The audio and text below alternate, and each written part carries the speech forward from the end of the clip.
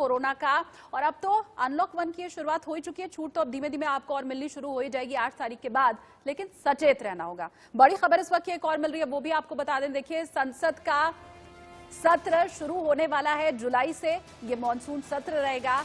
अब इस बार मॉनसून सत्र कुछ अलग आपको दिखाई दे सकता है, क्योंकि तय समय पर तो सरकार जरूर शुरू करना चाहती है, लेकिन रूपरेखा शायद कोरोना काल के चलते कुछ बदल जाएगी। 3 विकल्पों के ऊपर विचार किया जा रहा है। इसमें सबसे ऊपर डिजिटल सत्र है। हो सकता है, बहुत संभावना है कि डिजिटली ये सत्र आपको दिखाई दे। और इसके पहले भी किस तरह से तमाम मुख्यमंत्रियों के साथ प्रधानमंत्री नरेंद्र मोदी की वीडियो कॉल के जरिए बातचीत हुई है, हमने देखा है, पूरे देश ने देखा है। जब प्रधानमंत्री नरेंद्र मोदी के इस कार्यकाल का पहला साल पूरा हुआ, तब भी डिजिटली ही वो जुड़े लोगों से। अब बड़ी खबर यही कि डिजिटल हो सकता है मॉनसून सत्र। यतेंद्र शर्मा की रिपोर्ट देखिए।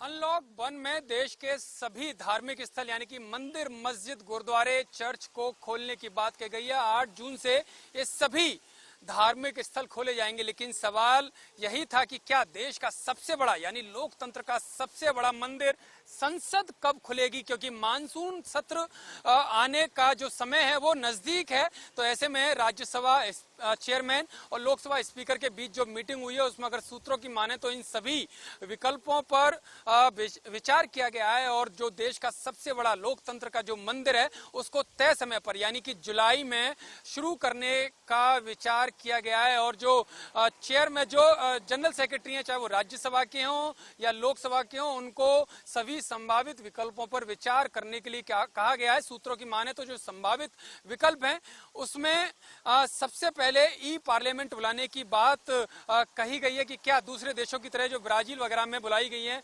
क्या अपने देश में भी ई पार्लियामेंट बुलाकर मानसून सत्र कराया जा सकता है। इसके साथ ही जो दूसरा विकल्प है, क्योंकि सोशल डिस्टेंसिंग का ध्यान रखना है, कोविड-19 की गाइडलाइन का ध्यान रखना है, तो ऐसे में लोकसभा के सदस्य ज्यादा हैं, तो क्या उनको सेंट्रल हॉल, यहाँ पर बैठने की अच्छी व्यवस्था है, सोशल डिस्टेंसिंग को भी फॉलो किया जा सकता है, तो क्या लोकसभा के सदस्यों को सेंट्रल हॉल में बैठाया जा सकता है। और इसके साथ ही राज्यसभा के सदस्यों को लोकसभा में, क्योंकि राज्यसभा के हिसाब से लोकसभा में अगर उनको बैठाया जा सकता है, तो वहां पर भी सोशल डिस्टेंसिंग के नियमों को फॉलो किया जा सकता है। तो यह विकल्प दिए गए हैं। इसके साथ ही एक विकल्प और दिया गया है कि क्या ऑल्टरनेट किया जा सकता है कि एक दिन लोकसभा के सेशन को बुलाया जाए और एक दिन राज्यसभा के सेशन को बुलाया जाए। तो ये 3 पॉइंट्स हैं जिन पर मोटे तौर पर लोकसभा स्पीकर और राज्यसभा चेयरमैन की मीटिंग में विचार हुआ है। दोनों सदनों के जो जनरल सेक्रेटरी हैं, उनको इनकी तरफ से बताया गया है कि इन सभी संभावित विकल्पों पर वो विचार करें और जल्द से जल्द अपनी रिपोर्ट दें, जिससे तय समय पर